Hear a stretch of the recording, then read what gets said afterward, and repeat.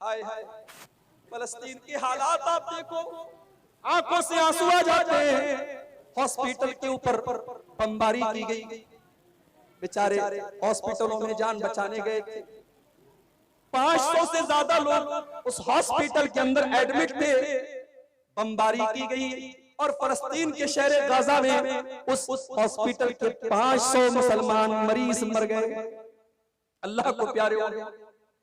और उनका वीडियो मेरे भाई आप देख ले तो आप तड़प उठेंगे। छोटे छोटे बच्चों की लाशें, उनकी कटी फटी लाशें देख करके आपका दिल तड़प उठेगा। हाय, आज मुसलमान कितना बेहिस हो चुका है। हम अपने घरों में आराम से अपनी बीवी बच्चों के साथ मजे ले रहे हैं और वहाँ हमारे ही कलमा गो भाई, हमारे ही मुसलमान भाई, आज उनके बच्चे और उनकी औरतें, उनके बूढ़े सब उनको जो है हॉस्पिटलों तक में उनको मार दिया जाता है। किसी दौर में फिरौन था, बहुत बड़ा जालिम था, बच्चों को कत्ल करवा देता था लेकिन बड़ों को छोड़ देता था। लेकिन इस वक्त का जो फिरौन है वो बच्चों को भी नहीं छोड़ रहा है, औरतों को भी नहीं छोड़ रहा है।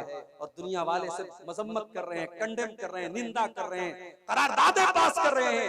दुनिया में इतने मुस्लिम मुल्क हैं, किसी की इतनी हिम्मत नहीं है कि जाकर के इस खून खराबे को रोक दे और फलस्तीनियों के बह रहे इस खून को रोक दे। मेरे भाइयों, हम तो बस अल्लाह से दुआ ही कर सकते हैं कि अल्लाह हमारे उन भाइयों की मदद फरमाए।